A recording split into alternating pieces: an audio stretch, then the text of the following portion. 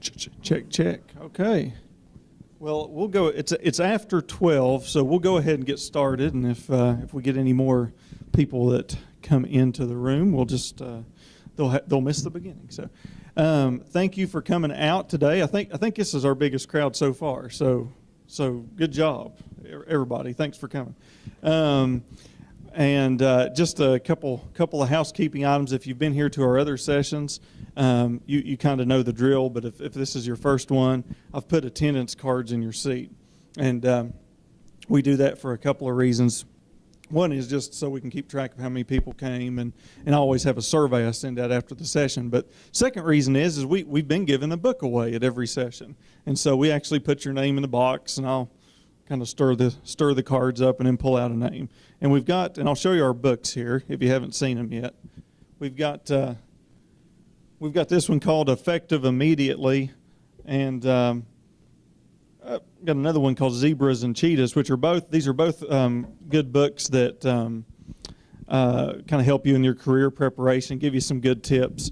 So we'll do a drawing for one of those books at the end, and I'll email it out whoever wins. But with that said, I want to introduce our panelists today. So this is our study abroad panel discussion, and I'm really excited that you all came out because we're actually in the process of expanding our study abroad offerings here at UC. I think once upon a time, not too long ago, like maybe a year ago or something, we only worked with one study abroad provider, which is KEI, and that's who Ray is representing today. But we're expanding that a little bit, and we're trying to bring in new partners as well. And Holly Tawil is with Semester at Sea, and she's one of the new partners that we've started working more with. But what I'd like to do is I'll introduce everybody, and then we'll get right into the panel discussion. This is supposed to be interactive, so if you have a question, and I'll probably pause a few times throughout to see if you have any questions, but feel free to raise your hand, and I'll be happy to let you ask away. So. And also I don't know if I mentioned it, there's a box at the back. So once you fill out your attendance card on your way out, just drop it in the box on the back as well. So, so with that said, I'll start here with Joe. Joe is an emeritus professor of psychology at Marshall University. He spent 34 years there.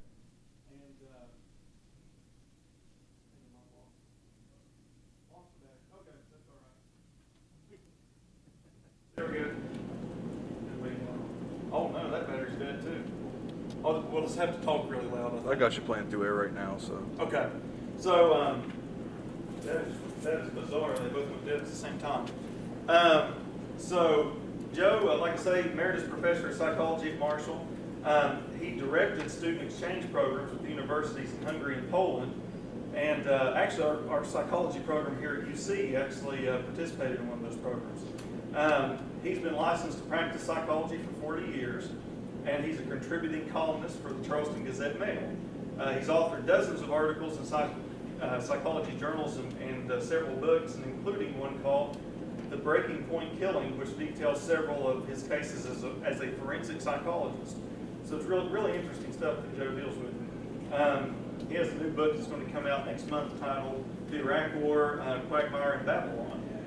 His doctoral degree is from WVU, and most importantly, he is one of you guys. He is a UC alum. Morris Harvey when you graduated, right? So we've actually changed names, as you all know. But I drove up here every day in my covered wagon. Long time ago, no. But he's a UC alum, just like you all will be in shortly. Next to Joe is Ray. Ray Bates is the Director of Institutional Relations for the Knowledge Exchange Institute, and he oversees the development of the Global West Virginia Study Abroad Consortium. Prior to joining KEI, he worked in the study abroad offices at WVU and Central Washington University. He received his MA in Higher Educational Leadership Studies from WVU, and his Master's, his MS in Enrollment Management from Capella University. And last but not least, we have Holly Tawil on the end. She currently serves as the Senior Regional Director of Enrollment for Semester at Sea, where she enjoys her passion of helping students experience a transformative semester while traveling the world. She's helped over 650 students transition from their land campuses to Semester at Sea's floating university. So I love that, it's a floating university. Her past professional experience includes undergraduate admissions, student conduct, campus housing, and student retention. And she applied for her first passport in college to study abroad and has since been to 15 countries, adding a new stamp every year. So, are you going to keep doing that? Because the new stamp every single year? I'm trying. Actually, one of my friends is now a diplomat in Colombia, so I know that as long as I get the plane ticket, the meals and the lodging is covered. So There I you think go. I'm going back to Colombia for the third time. Okay, that's the way to do it. Get your meals covered. So, anyway, that's our panelists, and they, as you can see, they've all got significant experience in study abroad. So I think you're going to learn a lot from them today. And, back in action. Thank you. All right. And a big hand for Justin and our AV crew. They've done a great job. So with that, let's start easy. We're going to, and let me ask this before starting. Has anybody here? We've had a handful of students at UC study abroad. Anybody here done it yet? I didn't think so. So we're trying to encourage more study abroad experiences. So we're going to start easy here and just ask, what is a study abroad experience, and maybe tell us a little bit about your specific roles at your organizations. Well, okay. By the way, I appreciate your book giveaway, and I'll add to it. You mentioned one of the books I've written called "The Breaking Point Killing," which is about my work as a forensic psychologist. And the title case is a Lincoln County case nearby here where a guy killed a man who'd bullied him for years. He reached his breaking point. So I'll add a book to that. You can pull out a second name, and just don't let me forget to give you the book before we leave here. Anyway, so a study abroad experience, something everybody ought to do. You would be studying for some amount of time, a summer term for 5 weeks, or a semester or a 2-semester program in some other nation, and that's what a study abroad experience is. I will say it's broadening. It's usually fantastic.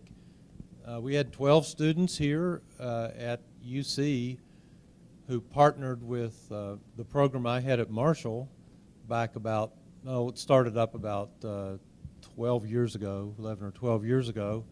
And before it was over, we had a dozen UC students who studied, 6 of them at our partner school in Warsaw, Poland, over in Eastern Europe, and 6 others from UC at our partner school in Hungary, also Eastern Europe. So anyway, it's something you need to be thinking about. It's the kind of thing nobody can ever take away from you once you've done it.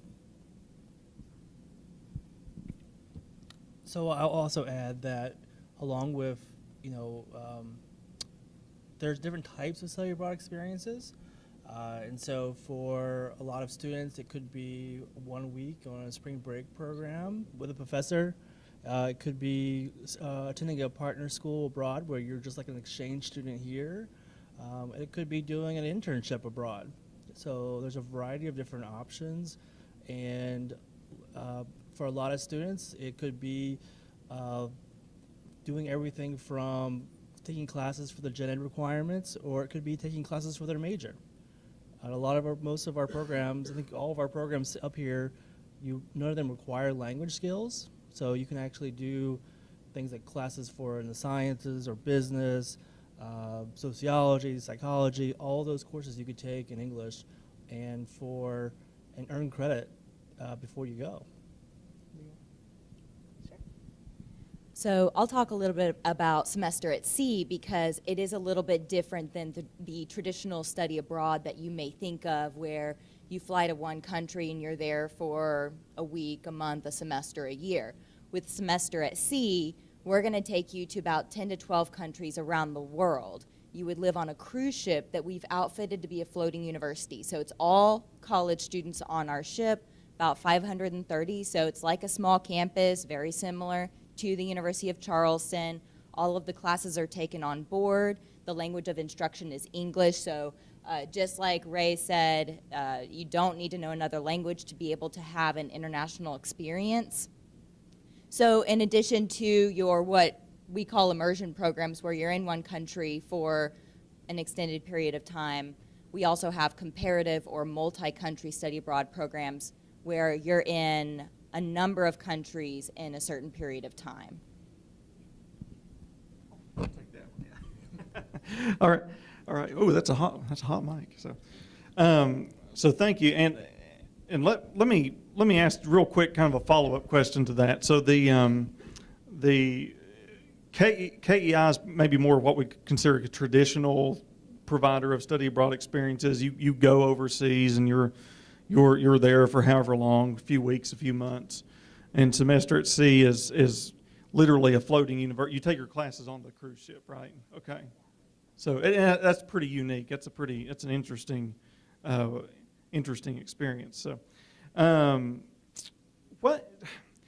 tell us a little bit more. Why should a student consider a study abroad experience, other than, they get to see a different area and it maybe broadens their horizon, but why else? What are the other benefits for a study abroad experience? So, I would say for a lot of students, I'm from a really small town in West Virginia, and so for me, studying abroad kind of exposed me to the world, as far as like realizing there is a world outside of West Virginia, to realizing like being able to not be fearful of going to big cities. For me, it was being exposed to people from other cultures. Those are really important things that I think everyone needs to have those life experiences, so that before you enter the workforce, you know how people think. People just think differently. They are raised differently, so you have to be able to work together and find that common ground. I think for looking for ways that you can enhance your own, your resume, and when you're out there applying for grad school and jobs, studying abroad sets you apart. About 1% of all college students study abroad. So really, when you're out there, when you leave here, you're competing against students from all over the country, not just from UC. So you really want to make sure you are able to make yourself stand out. I would definitely echo what Ray says. It would definitely help you stand out. Obviously, if you guys are here today, you realize that study abroad is something that excites you. You realize that it is something that would be great to take advantage of while in college. This is a very unique time for you guys to go overseas, because in college, it's one of the rare occasions where you're actually going to get financial aid and assistance to go experience another country. And so that's really exciting. If you were to be one of the fortunate ones that your job sends you overseas, great, but you're going to be there to work. This is a great time where you can just go and explore a country and just really get a lay of the land. Language acquisition is a great tool to have in your toolkit. More and more these days, I'm seeing that employers are looking for students that can speak a second or other language, and so being able to go overseas and really get to immerse yourself in a language would be fantastic. But this day and age, it's whenever you get out of school, you're going to be working with clients, with constituents, with students, with whomever, that they're going to come from all sorts of backgrounds. And so being able to have that exposure to say that you've worked with various backgrounds and various cultures really is a feather in your cap. So you were talking about the English language programs, and that, go If I ahead. could just add something to that. Everything they said, plus, because I was on the doctoral program admissions committee at Marshall in Huntington for years, and we are always looking for something to make a student stand out. Sure, you're a nice person, you made good grades, but what else did you do that kind of sets you apart, and this is one of those things, having studied abroad. But the other thing I'll say real quick, 10 years from now, you're going to have a spouse, kids, mortgage, a job. It'd be a shame to look back and say, God, I wish I'd done that back then, you know. Yeah. Well, that's a good point, because that's the truth. Life gets busier after college. I know it's hard to believe, but it does. Let me turn a question on you all real quick. How many people in here are not from the U.S.? Okay. Where are you from? I'm sorry. Also Bahamas. Bahamas. Yeah. Where? Spain. Mexico. Okay. Anybody else? So, I mean, that's all.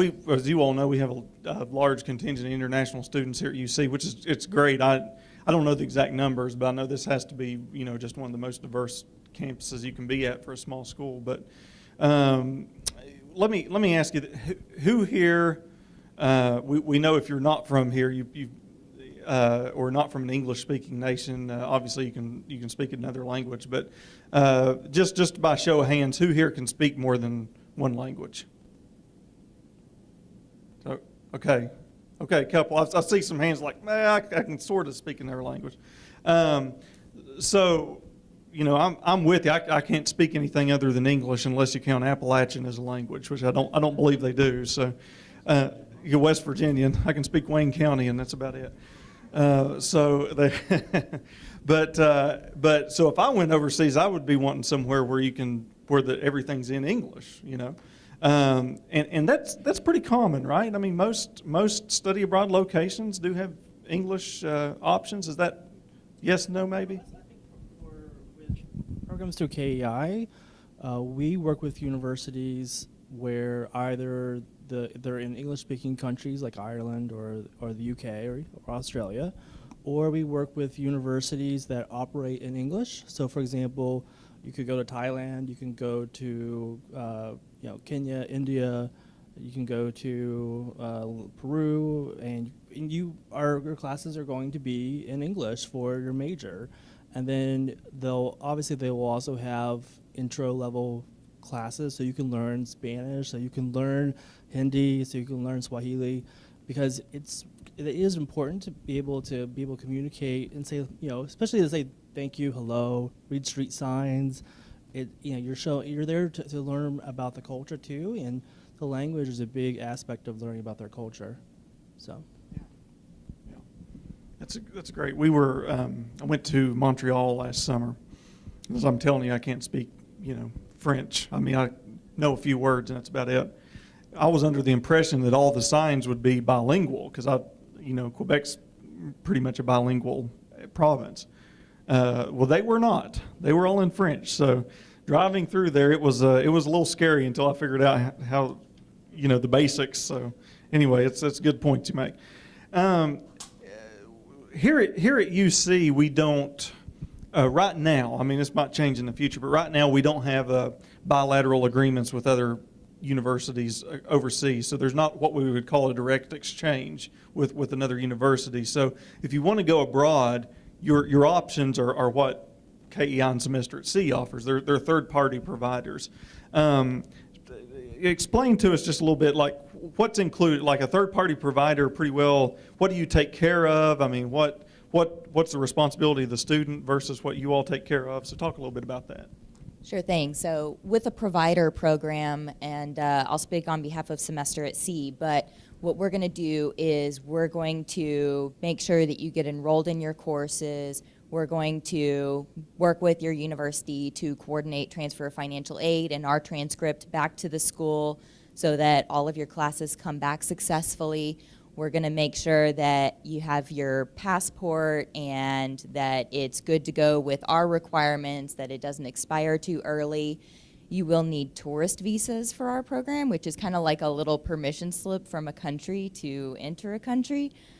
So there's some paperwork to fill out with that. We tell you exactly what to put on that, so you don't have to try to fumble with the embassy websites to try to figure out how to apply for a visa. We're going to coordinate just your housing, make sure you know exactly where you need to be, and because we're on a ship, we coordinate the movement of the ship from country to country. So basically, once you're on the ship, all you do is enjoy your classes and plan for the next 5 to 7 days that you'll be in a port. With us, our program fees would include your tuition, your housing, which is a cabin on a ship, all your meals on board, which it's 3 meals per day, so it's basically just like a meal plan like you'd have on a land campus. International health insurance, so if something does happen, then we'll make sure that you get to a health clinic in the country or on our ship. And then it'll also include just different amenities like our medical clinic, on-board counseling center, things like that. And so I would say with KEI programs, many of those same services. I think it's pretty normal. I think one of the things that we would also do is you work pretty much with one program manager through the application into like your enrollment phase, into while you're abroad. So we're small enough where you're not working with multiple people, you're working with one. So that's kind of the advantage of us being smaller. Also, you even have a Skype pre-departure orientation. You have 2 of those with the program manager, so you get to meet all the other people going on that program, answer all your questions, and so we provide you a detailed handbook, but we know not everybody reads the handbook, so we also have the meetings, and we also have an on-site director for each of the programs. So once you arrive at the airport, once you land, there's somebody there to pick you up. And then they do a detailed orientation. And then there's a weekly meeting or activity. So if you're having problems with one of your classes, there's somebody there you can go to. We also provide all of our students with a cell phone so that if there are emergencies, we can get a hold of you and vice versa. We also organize some excursions and activities along with what the school also offers. So because you're attending a regular school, you can join their clubs, you can join they'll have their own services, their own optional things that you can join, and we want you to get involved on campus. So that's sort of the nice thing about Semester at Sea and KEI. We complement each other. They're different experiences, and one's not better than the other. It's just a different experience. So. Let me give an example. Right now, I'm recruiting students to go to Peru. And by the way, if you want to know more about that, come up and get it. This is, I work with Ray in his company, Knowledge Exchange Institute, KEI. You could go on your own because let's say you know somebody in Norway and you want to go to Norway and you know this person and you make all your own arrangements, as far as your passport, your visa, find your own place to live, your own place to get your food, your own registration at that school, your own faculty members to contact, and you do it all. With an organization like the Semester at Sea or Knowledge Exchange Institute, you don't have to do all that. A lot of that is done for you. You do have to apply, and preferably have no felonies on your record, but aside from that, a lot is done for you. So in recruiting students for Peru, this is in the high Andes Mountains. To give you a specific example, we're going to be in the town of Cusco, Peru. Loyola University is our school there. Your tuition is guaranteed already to transfer back to UC. You don't have to work that out. Your pre-travel advising, that'll have been done by Skype. You'll know what to bring and what not to bring, like buy your shampoo after you get there, those kinds of things. You'll know what to do and what not to do about the customs. You don't have to worry about housing because that's already arranged. We can show you pictures of it, and on it goes. So that's the difference between trying to do it on your own and working through an organization, a company that does this all the time. Yeah, and that's a good point. I didn't even think to ask about that, but yeah, in theory you could do it on your own, but then you're going to have to worry about transfer credits and things like that, which are a lot easier to deal with when you're working with a company. I mean, you could find a university, I suppose, overseas and just stay temporarily, but that would be a headache. So, that's why we like using the third-party providers. But this I guess, Joe, this would probably be directed at you mostly, but you're a teacher on these overseas trips, so you've actually delivered the material. How does the classroom experience compare with maybe what you're doing versus what they're doing here at UC? I am a retired faculty member from Marshall. There are some differences, and for example, most of the overseas classes, you don't have to buy textbooks. Can you believe that? How much do your textbooks cost now? Like at least $1,000 a semester, probably. That's very interesting to me, and I say good. Also, now I'm going to teach a class. I'm leading the student group to Peru. I'm going to teach a class in abnormal psychology, so students who haven't had that could take it from me. The other classes, there are about a dozen of them that you can choose from, and they're all taught in English except one, and you'd need to know Spanish for that. But those classes, generally speaking, you're not going to have as many exams. I mean, my history is giving 3 exams in a semester when I teach abnormal psychology. But a lot of other schools, it's just like the final is it. And I don't know if I like that or not. I really don't. I think you learn more if you take several exams. But there's another thing about it. In all of the years that I taught psychology at Marshall, I always had classes of 50 to 60 people in the undergraduate classes, and there would always be 3 or 4 international students from all over the world. And so when I was teaching a section on, let's say, child conduct problems, and I would be talking about how those are assessed and something about treatment. And of course in the US, a big thing is put every little misbehaving child on some kind of psychotropic medication, Ritalin or something. And I mean, it's really too bad. It's unfortunate, in my opinion, that we do too much pill feeding. But just as an example, so I would say, now, so-and-so, you're from Spain or the Bahamas or wherever you're from.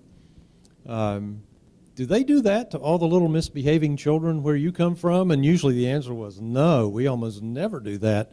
So there are differences like that that you learn about through an international kind of exposure. Yeah, that's good. Yeah, do you have anything to add? Or yeah. So talking about the classroom experience, Semester at Sea is very much similar to an American land campus structure. We're through Colorado State University. Most of our professors are American, or they're used to the American style of teaching, but we do have some international faculty. And the classroom is very similar. We have a pretty cool view. Semester at Sea is the only classroom where you're actually going to stop class because somebody yells whale or flying fish, and everybody will run to the side of the ship to see for themselves. Well, I've done that 100 times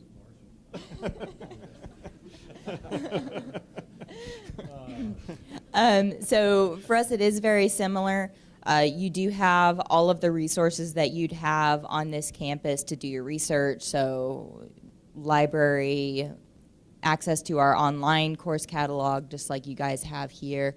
I did want to plug in, I wanted to say this earlier, but I totally forgot that we both have materials on that back table too, in addition to right here. So if you guys, if y'all have to leave early, or if study abroad interests you and you want to find out more about either of our programs, please, if you have time, come talk to us. But there's also stuff, information in the table in the back, and please feel free to grab it if you need to leave early. So with the KEI programs, we're a little different. And so with the academics are, you're attending a regular university abroad. And so what you'll find is that it'll vary by location about what the classes are like. So for example, in the UK, in the educational system in London and our program in Scotland and Australia and Ireland, it's a little bit more different. It's a little different in that your grade is usually based more off a final paper and also maybe an exam. And so we work with students throughout, preparing them for that, and to, throughout the semester, talking to you about what you should be doing this time, at this point in the semester. This is what a normal student at, who's going to London South Bank University. This is what they're doing. They're doing research for their final paper. So there's a reading list, and this is what you should be doing. So we're doing a lot of that weekly meeting. We're talking about what you should be doing throughout the semester so that you're successful. The key is going to class, obviously. I mean, if you have questions, definitely talking to other students who go to the school there, talking to your professor, because sometimes you just may not understand why things are done a certain way. And sometimes if you can talk to our on-site director, who usually knows, who's usually associated with the university, that kind of can explain the system, what's going on. I think one of the biggest differences is like grading systems, the grading scales. For a lot of students, we're used to getting A's. Everybody gets an A, I think. In the UK system, for example, the range, if you get a 70 or 70, I think it's around a 70 or higher, that's considered an A. And so when you think, the first time you get like a 60 or a 70, you think it's really like bad. Actually, that's a really good grade. But when you transfer the grade back to UC, it's still the same grade it would be here. It's just that the conversion's different. So very few students get that highest mark. Most students are getting the B level, but when it comes back to the US system, it converts over to the A. So a lot of students freak out the first time they get to see the paper, and we have to explain to them, no, that's a really good grade. And it's just that we have this thing called grade inflation in the US where everybody gets an A. That's interesting. I didn't know that. Yeah, but yeah, that's good. Great points. I mean, as you can see, just a variety of different experiences depending on where you go or how you would complete a study abroad experience. So let me take a pause here, and I've got more things I can ask them, but I'm more interested in hearing about your questions. So who has a question for our panelists?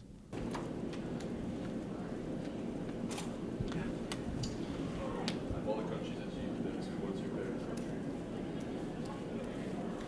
I can tell you, my favorite country right now is Peru, because that's what I'm recruiting students for. Yeah. And actually, I've had these other international programs, and I really love those countries in Europe, but I had never been to South America ever, and I wanted to go there, so there you go. So through Ray's company, I'm going to be leading the group to Peru. Up in the Andes Mountains, the elevation is 11,000 feet, so might have half of the students, and me probably, will have a little altitude sickness for the first 3 days, feel a little fuzzy, because of low oxygen uptake. I think the most interesting place I've been to about, I think, close to 40 countries.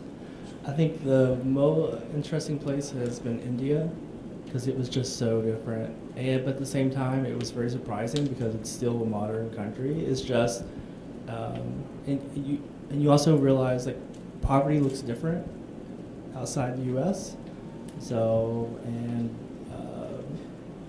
and definitely you appreciate, I think you have a better appreciation of what you have when you come back to the U.S. When you see that there are people out there who really are, in some ways they have less, but also sometimes they're happier.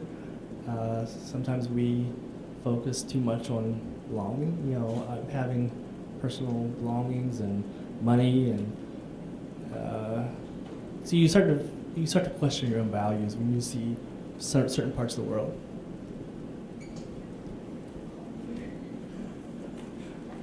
Asking a favorite country is like asking your parents who their favorite child is. That's a really hard question, or a really hard question to answer, because I've really enjoyed every country I've been to. I love Colombia. I've been there twice already, and I just really love that country. And it's not a popular country to go to, but it's starting to pick up. I really love my time in Iceland. It was just a really nice experience up there. I feel like everybody says this, but probably the country that I really fell in love with the most is Spain. I just really love I really love the culture there. It's so weird, but like listening to the King's speech on Christmas, it's just like an annual tradition. And the processions, and it's just such a unique culture. I really enjoyed it over there. I look forward to going back, probably going to Valencia this summer too. I forgot to mention that. But yeah, I really love Spain too. Yeah. So you like that, right? You like to hear that. All right. What other questions? That was a great question. Yeah, go ahead. Okay, so with semester at sea, do you have, is it like a set, everybody goes on this round of the countries, or do you have like different programs that go to different places, or how does that work? Sure, so we have one ship, one itinerary. The ship just left Ho Chi Minh City, Vietnam. It's on its way to Burma as we speak. So it's currently at sea. If you're ever curious and you want to live vicariously through us, you can follow us on Instagram, Semester at Sea. I also have an itinerary open in the back, so if you're curious to see what future itineraries look like, you can see it there. For example, this voyage, it started in San Diego. It went to Hawaii, Japan, Shanghai, Hong Kong, Ho Chi Minh City, Vietnam. It's going to Myanmar. After that, India, Mauritius, which is a small French-speaking country off the coast of Madagascar, South Africa, 2 ports in Ghana, Morocco, and then ends in Germany. And you have class every day you're at sea. When you're docked in each country, your classes stop and it's your time to go off and explore. You'll have a global studies class, which everybody attends. We offer about 70 courses on board, so quite an array of courses, but everybody attends global studies, which helps prepare you for the countries that you're going to. So they're going to know, you're going to know as much about them and their country before you dock as they know about you as an American. Yeah, great question. What other questions do you have?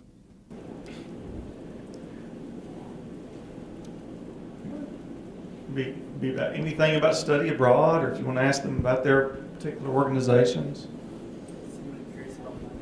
Oh, there's a good question. Money? Anybody want to know about money? So I'll, when you're studying abroad, instead of paying tuition and housing here at UC for that period of time, you're just paying your study abroad program fee. And there's also a $500 administrative fee that you pay for study abroad, but you still pay things through your UC account. So at least that's the case with KEI. Also, I will also say that with looking at program costs, it varies quite a bit. So for example, there are some KEI programs that are going to be under $8,000. We have some that are going to be closer to 15. So it varies by location for us. I will point out, if you decide that maybe you want to look at doing a semester program, we provide you an automatic $1,000 grant off the program fee. So whatever price you see, if you go during the semester, you get that automatic grant because you're one of our partner schools. That we also have some additional travel grants, but the big thing is you can use, with KEI programs, you can use your state and federal financial aid, student loans, to study abroad. So if you're getting a Pell Grant, if you're getting student loans, if you're getting the Promise Scholarship from West Virginia, you can use that towards at least a KEI program. And also, There are some really big national scholarships. The big one is the Gilman Scholarship. So if you have a Pell Grant, really look into the Gilman Scholarship. It can be up to $5,000 to $8,000 for study abroad, and they give preference to students of color, first-generation college students, students in the sciences. If you're doing students from West Virginia colleges, so few of you study abroad, so you do get a little extra consideration when you are applying.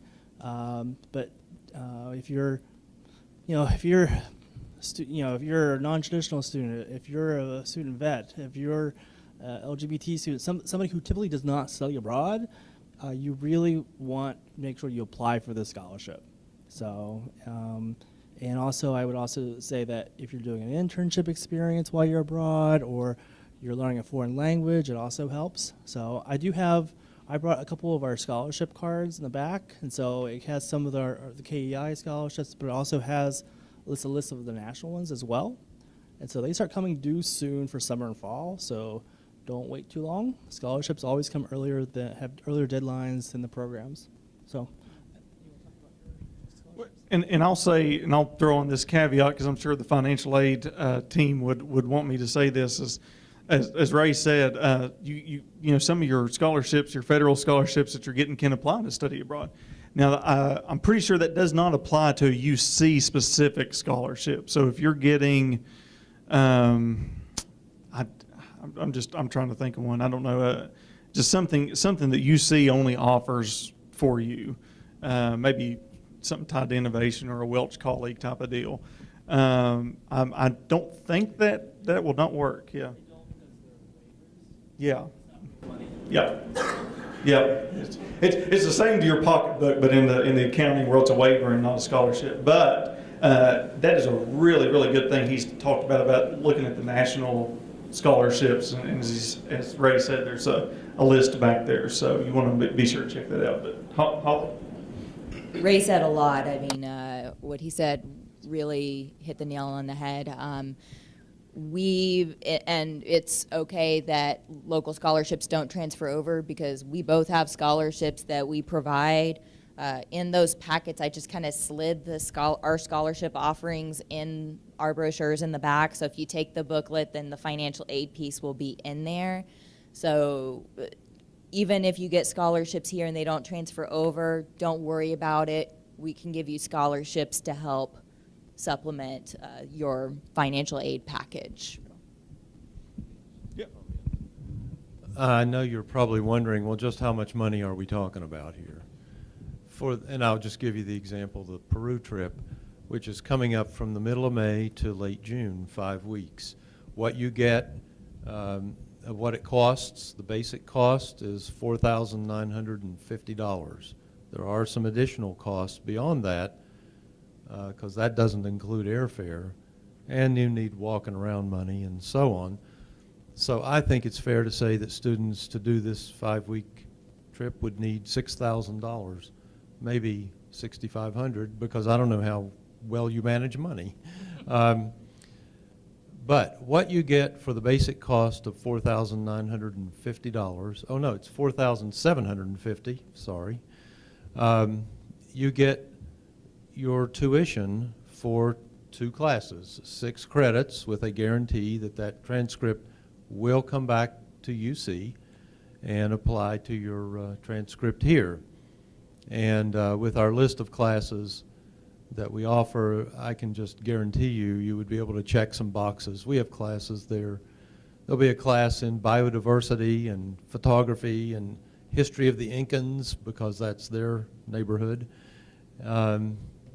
Business in South America, you name it. A lot of classes all taught in English. So you get your 2 classes, tuition, for this $4,750. You get your housing, that's 2 people to a room. It's very nice rooms. It's in a hotel, actually. The company, KEI, has the back hallway of a hotel. It's beautiful. Spanish architecture, or Latin architecture. You also get 1 meal a day, but you need money, cash, for your other 2 meals for this $4,750. You get your pre-travel advising, the do's and don'ts of what to take and what to do and not do. You get your medical care and insurance. You get, Ray mentioned a cell phone. Everybody gets a cell phone when you get there so that we can all communicate with each other. It doesn't replace the phone you already have in your pocket. You need to bring that too. But, and the rooms have Wi-Fi and security and da-da-da-da. Might be something I'm forgetting. Oh, there's that counterpart to me, a faculty member at Loyola University there who we go to with any problems. And so that's what you get for your $4,750. I will just add that that's a 5-week summer term. Does anybody here know what it costs for a 5-week summer term here? Tuition alone? Well, I don't know either because I didn't check. But I do know what it costs at Marshall, which is about $2,000 just for tuition. So it's probably more than that here. Might be about double. And then you got to live. You got to have your room. You got to have food. So when you put it all together, and particularly since we've had good luck with students from West Virginia getting some of these scholarships, it's almost like it doesn't cost you any more than if you stayed here on campus and took 6 credits in a summer term. Yeah, that's all really good good information because it does vary widely, as Ray was saying. I mean, you might have something on the lower end like the 5-week Peru program. You might do a whole semester. Obviously, the whole semester is going to be considerably more expensive, but it just that's what we're here. That's what I'm here for. That's what our financial aid team is here for, is to help you work through all these things. So we're getting kind of towards the end here. I want to say a few things to wrap up. But any final questions? Anybody have anything else that popped into your head? I don't see any hands. Okay. All right. Well, remember they're here to speak with you afterwards. But just to kind of wrap up everything, as I said at the beginning, study abroad is not a new thing at UC, but it's something that we haven't pushed very hard, and that's going to change because we think this is a valuable experience. And you know what's this whole week about? It's about career development. And the reason I invited our panelists today is because I think that there's a lot of value in your career development and having these international experiences. So please, if you're able to stick around and talk with them, please do that. Holly be here tomorrow as well. She had to drive a little ways, the longest, so she's going to spend another day here down at the Coffee Tavern tomorrow. But if you are interested in study abroad, I'm the starting point. We don't really have a study abroad office at UC. We lump that into career development. So I'm the starting point. Now I might end up sending you off to another place, but or another department to you need to talk to your advisor and talk to them about what you're considering. But come to me first, and then we'll go from there. Remember, on your way out, drop your attendance cards in the little, it looks like a Christmas present back there on the back table. And tomorrow's sessions, of course, most importantly, that's your last chance for extra credit, right? So you want to make sure you come out for tomorrow. But we're doing our noon session is the LinkedIn social media session. This should be really good. It's taught by a professional career advisor that we're bringing in, and we have an entrepreneurs discussion panel at 5:30 p.m. tomorrow.